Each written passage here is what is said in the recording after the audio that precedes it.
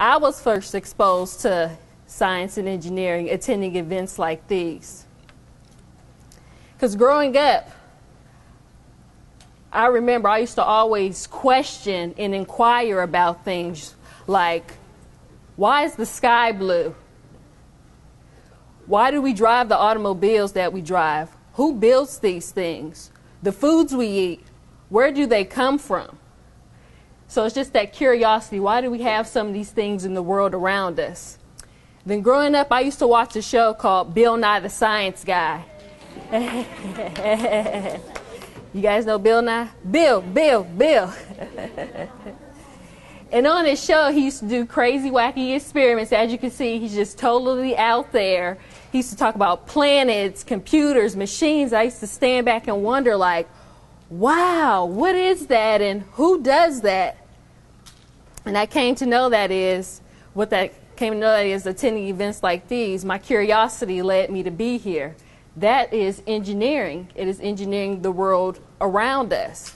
I was like, that is so cool. And I remember, like you guys are going to do today, different workshops and get a chance to do different problem-solving events. I remember coming to Women's in Science and Engineering Day, and we made things like silly putty and Play-Doh, and we even developed our own perfume. I'm like, this is so cool. This is like the best thing ever. But more importantly, what did I learn that day about engineering? I learned that engineers are innovators. Engineers are problem solvers, and engineers are creative. Our goal is to serve people.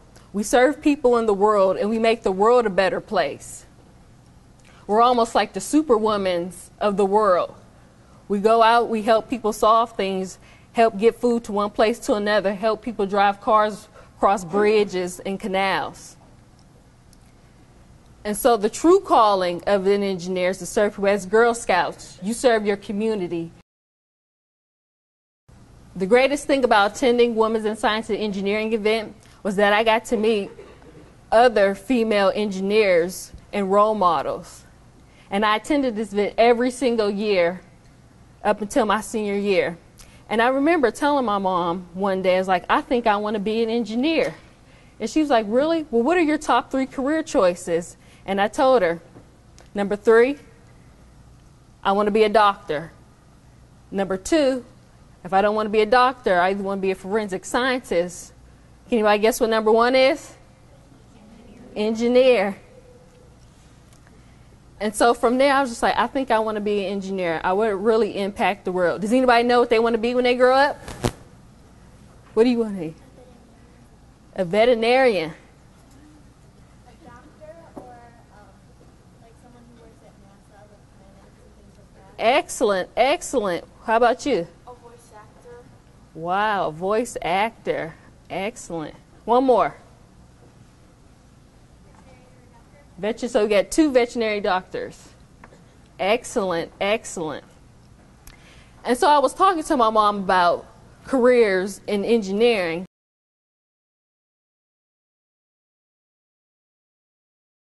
What do they do? Let me explore chemical engineers a little bit.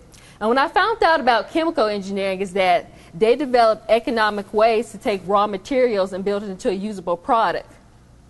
Now, how many of you guys, you go into Macy's, and some of the first things that you see in Macy's, you walk in and you see the makeup counters. Chemical engineers, they are the brains behind the makeup industry. So they built the chemicals for companies like L'Oreal and Clinique. So love the skin you're in because you're worth it. So could you imagine yourself working for a company like L'Oreal and designing Beyonce's next makeup product that you see her wearing in commercials all the time? Pretty cool, right? Or how about aerospace engineering? Could you consider yourself being the next Mae Jemison and walking on the moon and going into space? Or maybe you want to work for a company like Boeing, building and designing airplanes.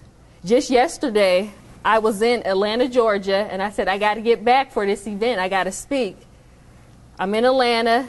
Today I'm here in Ohio. I said, well, how do I get back in time? Because of airplanes. Engineers design and build the airplanes that enable you to get from one place to another in the shortest amount of time. So I thought that's pretty cool. Also, too, working for NASA. Then I thought about civil engineering. Well, how did you get here today? You drove on a road or over a bridge, and you see different landmarks and landscapes as you see in the pictures here. And I said, so civil engineers, we build a lot of the infrastructure that we have out in the world. I said, this is pretty cool, but I want to see what other things that engineering has to offer.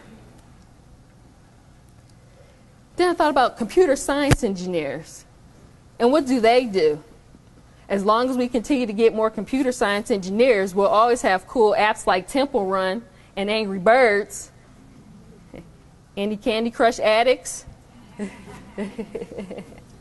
So computer science may be, the next Steve Jobs working, helping build that next innovative app for Apple.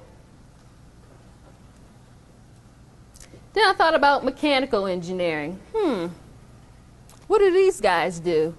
Well, they build and design a lot of machines and the tools that we see out in the world today. So I said, mechanical engineering, building, design. I remember, building up my Barbie dollhouse. So at the time, I didn't know. I was kind of like a mechanical engineer, putting my Barbies together, organizing them, and putting them in a systematic and structured type of way. How many of you guys like to bowl? Any bowlers? Not that many. But wouldn't it be cool if designing bowling balls was all you did all day and you were able to go take them to the bowling alley and bowl? I thought that would be cool. And we have engineers working in the bowling industry designing new bowling balls each and every day that enables you to pick that ball up and roll it down for a strike or a gutter ball.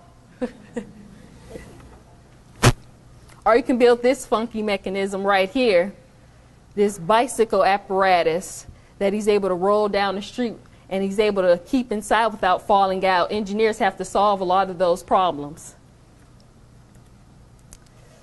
But then it finally hit me. I came across a field called industrial and systems engineering. And the thing about industrial and systems engineering, we don't necessarily build things, but we make them better.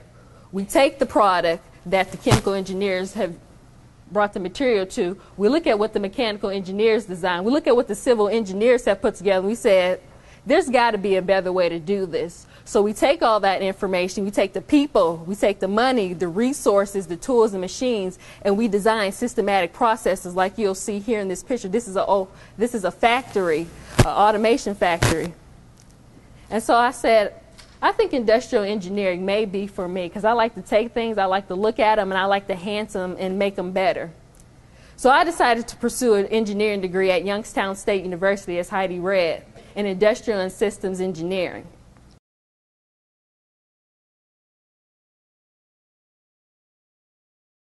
As engineers, we get to play outside that sandbox. Can anybody tell me, here's a trivia question. What does a music player, a GPS, and a computer all have in common?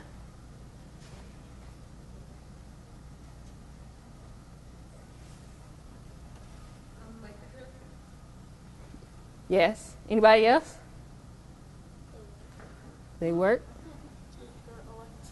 Electronics, so they're technology, right? They have some sort of processor that makes them work. Yeah. How about you in the back? They make sound. That's good. That's good. But before we couldn't do that. We couldn't have a GPS system and a music player and a computer all in one. So you see how engineers kind of evolved this and that it enables us to use one technology, one piece of equipment to be the all jack of trades, right?